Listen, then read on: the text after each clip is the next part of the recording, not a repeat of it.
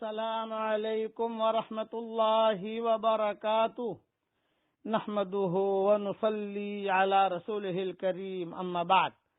آج کا سبق سن لیجئے۔ آج کے سبق کی سرخی ہے حضور صلی اللہ علیہ وسلم کی سیرت، پارٹ نمبر 33۔ اب آپ صلی اللہ علیہ وسلم کی عمر تقریباً 35 سال ہوئی، 20 میں اولادیں ہوئی، اس کی تفصیل انشاءاللہ بعد میں بیان کروں گا۔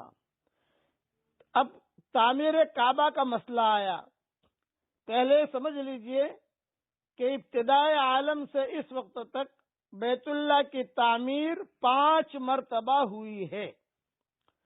نمبر 1، حضرت آدم علیہ السلام نے اس بیت اللہ کی تعمیر فرمائی۔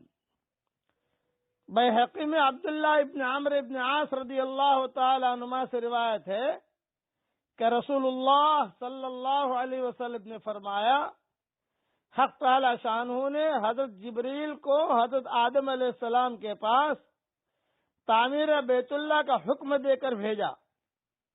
جب حضرت آدم علیہ السلام اس کی تعمیر سے فارغ ہوئے تو حکم ہوا کہ اس گھر کا طواف کرو، اور یہ ارشاد ہوا کہ تم پہلے انسان ہو اور یہ پہلا گھر ہے جو لوگوں کی عبادت کے لیے بنایا گیا ہے۔ نمبر 2، جب نوح علیہ السلام کے زمانے میں طوفان آیا تو بیت اللہ کا نام و نشان باقی نہ رہا۔ حضرت ابراہیم علیہ السلام کے زمانے سے لے کر زمانے تک یہی حالت رہی۔ اس وقت اللہ تعالیٰ نے، یعنی یہ نمبر 2 نہیں ہے، یہ میں نمبر 2 بعد میں بتا رہا ہوں آپ کو۔ اس وقت اللہ تعالیٰ کی طرف سے ابراہیم علیہ السلام کو بیت اللہ کی دوبارہ تعمیر کا حکم ہوا۔ یہ نمبر 2 ہے، ابراہیم علیہ السلام اب تعمیر کر رہے ہیں کیونکہ بنیادوں کے نشان باقی نہ رہے تھے۔ جبریل علیہ السلام نے آ کر بنیادوں کے نشان بتلائے۔ حضرت خلیل اللہ نے، حضرت ذبیح اللہ نے، حضرت ابراہیم اور حضرت اسماعیل نے، دونوں نے مل کر بیت اللہ کی تعمیر شروع کی۔ یہ دوسری مرتبہ ہوا۔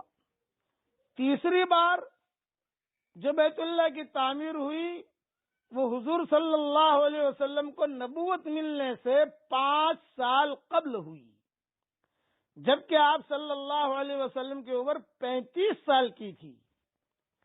قریش نے خانہ کعبہ کی تعمیر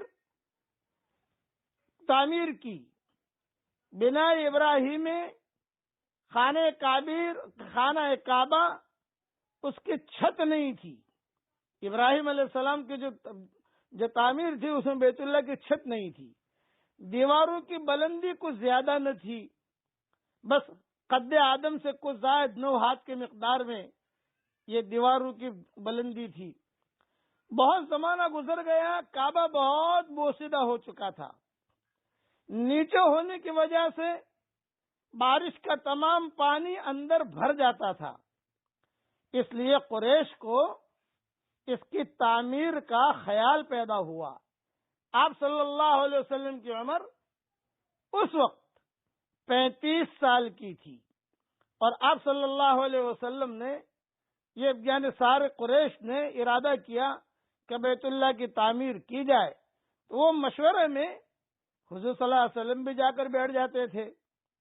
جب سارے قریش متفق ہو گئے کہ بیت اللہ کو منہدم کر کے اس کو گرا کر اثر نو بنایا جائے، تو ابو وہب ابن عمرو مخزومی رسول اللہ صلی اللہ علیہ وسلم کے والد ماجد کے ماموں، ان کا نام تھا ابو وہب ابن عمرو مخزومی، یہ حضور کے والد عبداللہ کے ماموں تھے، کھڑے ہوئے اور قریش سے مخاطب ہو کر کہا کہ دیکھو، بیت اللہ کی تعمیر میں جو بھی پیسہ لگے وہ حلال مال کا ہونا چاہیے، زنا، چوری، سود، ڈاکہ وغیرہ کا پیسہ اس میں شامل نہ ہو، صرف حلال مال اس کی تعمیر میں لگایا جائے۔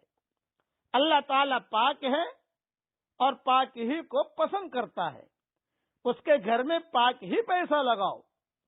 اس خیال سے کہ تعمیر بیت اللہ کے شرف سے کوئی محروم نہ رہ جائے، اس لیے چندہ کیا، تعمیر بیت اللہ کو مختلف قبائل پر تقسیم کر دیا کہ فلاں قبیلہ بیت اللہ کا فلاں حصہ تعمیر کرے گا، فلاں قبیلہ فلاں حصہ تعمیر کرے گا، فلاں قبیلہ فلاں حصہ تعمیر کرے گا، تاکہ سب کو چانس ملے۔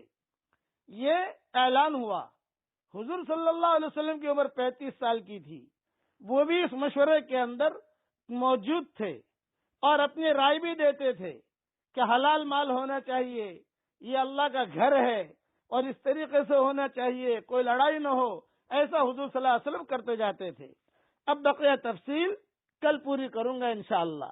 پڑھ لیجئے میرے ساتھ، رب جعلنی مقیم الصلاۃ ومن ذریتی ربنا وتقبل دعاء۔